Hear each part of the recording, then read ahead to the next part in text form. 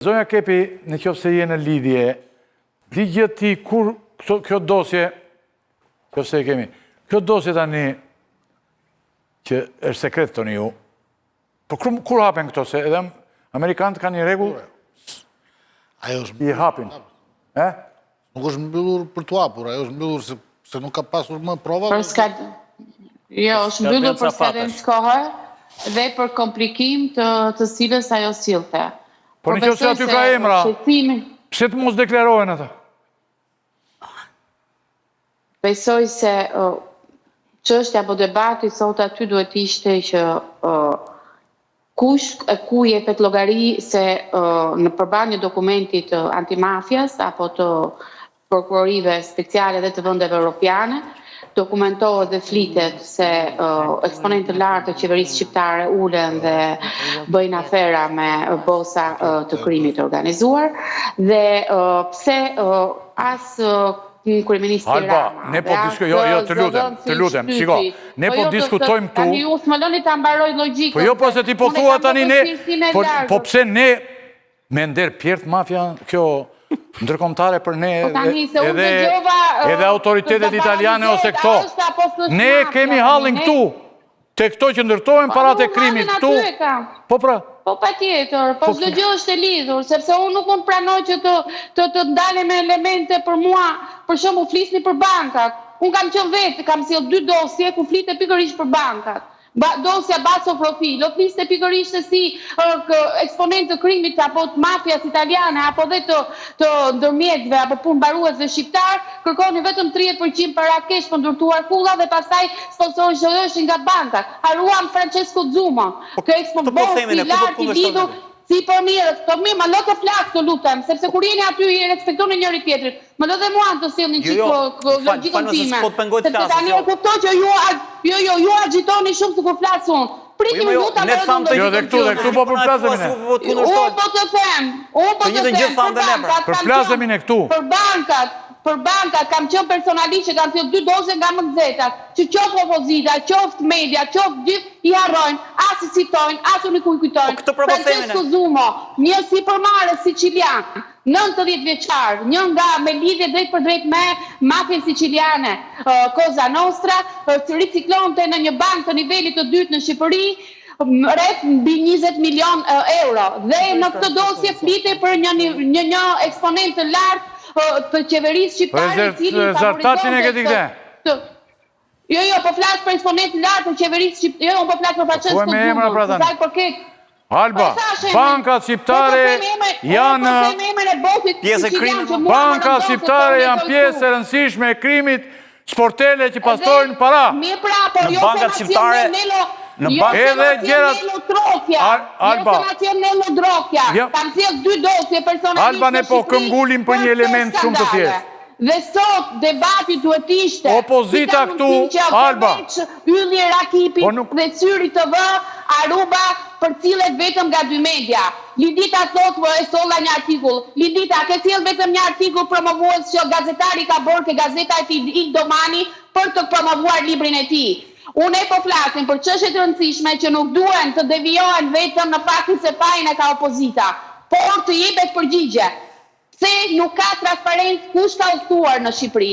Ka mundësi dhe mjete për kush ka udhëtuar në Aruba. Ka mundësi dhe mjete për të kuptuar kush janë eksponentët e qeverisë shqiptare. O ti intervistove një gazetar të huaj tani, ti duhet t'ja kërkoj një ati, jo mua, ti po më kërthet mua, më zonjë. Një minutë. Ti po më kërthet mua. Unë nuk kam intervistuar, unë nuk jam gazetar italian. Po gazetar italian... Po do t'a dishti me etik, ja t'i gjote. Dë gjote sa e thjesht është. Nëse gazetari italian, Alba t'lutem, di emra, a i etika... Po ju mendoni se a i dinte emra dhe nuk do t'i publikante. A i po t'i kishte emra do t'i publikante. Nuk i dinte. Sepse do t'i po sepse nuk janë të shkruar emrat në dosje. Po janë në libër emrat do t'kjo më zonjë. O Alba, të jap vetëm një përgjigje. Emrat e eksponentëve të lartë të qeverisë shqiptare flas.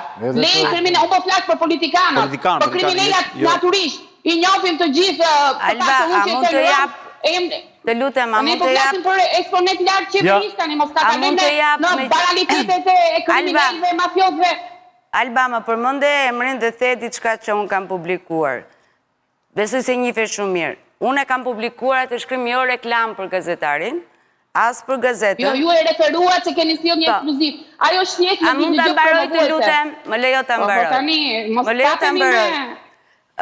Se sa talem unë, besoj se vendos ti do të në gjykim. Mos të kape me ta. Dhe e dyta, a i shkrim kër është publikuar, të garantoj, ka qënë i kontroluar dhe par nga na ime të gjitha dokumentat dhe të gjitha sa gazetari tregon në historinë e vetë, se për ndryshe nuk do publikoj aty.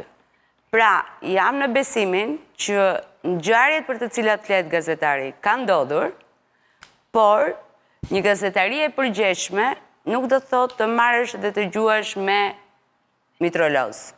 As të bërtasësh dhe as të lërasësh. Por të tregosh prova. As të japësh fajin opozitës për gjëra ka i Jo. Ska si faj opozita këtu. Prova. Jo, këtë drejti këtu. Unë mendoj se debati këtu nuk do të ishte fajin e ka opozita, po debati këtu dhe nuk pranoj ne po themi, po e gabim pra. Ne po themi që opozita... Si ka mundësi që kjo qeveri nuk jetë transparent dhe nuk jetë informacion që ka ndodhur po mos i deformoj gjera të të lutem. Ja të lutem, ti po deformon. Qiko sa e tjesh? Jo, nuk po deformon. Nuk ka si faj opozita. Nuk ka si faj opozita. Këtu krimi ishtë ullur këm kryq, dhe ne diskutojmë për te, kur flasim për arru. Dhe kur unë të thres ty, po që unë po të ishte, po të mos folur për këtë problem, nuk të thrisnja ty. Pse duhet të thres?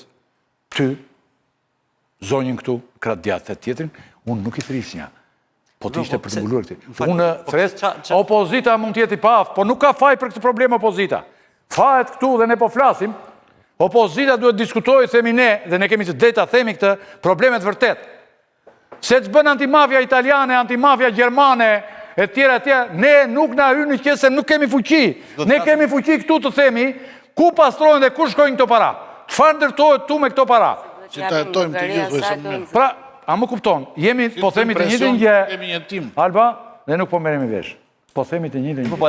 Tashim pse s'do ta përmendim fare opozitën, ç'a kuptimi ka kjo tash? Do të thonë opozita s'ka asnjë fare. Shumë sa që nuk dëgjova një herë të thoja si ka mundësi që gazetari italian thotë, unë i kam kërkuar, i kam shkuar sekretarit përgjithshëm, zëvendësit të kryeministrit, vetë kryeministrit, nuk më ka thyer asnjëherë përgjigje. Unë jam shumë dakord me ju, që opozita thotë në parlament të kërkonte një interpelancë për zënë përgjigje.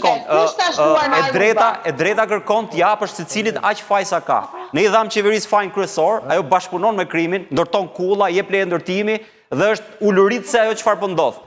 Kurse opozitës i dham fajin e vet. Faji vetë është që nuk po denoncon si duhet krimit. Pra kjo është gjua jonë. Ne nuk po themi që opozita po e bën krimin, por ne po themi opozita po e është përballë krimit. Krimin ja faturojmë qeverisë. Dhe kjo është thjesht i drejtë. I pa drejti e kur ti thua që gjithaj fajt i ka vetëm e drama, opozita që s'po e bën detyrën, mos flasim nëse është opozita. Kjo është e pa drejtë pastaj. Duhet t'ja hapësh hakun secilit sipas peshës fajt që ka. Kjo është thjesht i drejtë. Por këtu opozita nuk se ka ndonjë... Në fjalët e mia nuk e dëgjova. Po ti the mos fol për opozitën fare, ti the. Jo, unë po atëherë për çfarë na kritikon se s'po kuptoj. Pasi dialogova me Pyllin kur folën për orën, thashë keni shumë të drejtë, sepse sot debati duhet ishte pikërisht se për çfarë po ndërmjetësoheshin. Po ne gjithë emisionin për atë folëm. Ju lam juve që të flisni për këtë. Tani do i themi edhe dy gjëra për këtë. Më lat mua, në rregull. Po mirë pra se nuk do të them unë gjërat e tua. Alba, në rregull. Falenderoj shumë, ti do të jesh ke qenë mirë pritur dhe do jesh mirë pritur në emisionin tim. Për të gjitha problematikat, si themi pa dallim feje dhe krajine, për t'i thënë dhe folur të gjitha. Falenderoj shumë, që na ndihmove mbrëmjen e sotme dhe ne kushtove mbrëmjen në emisionin tonë. Do shihemi në emisionet të tjera.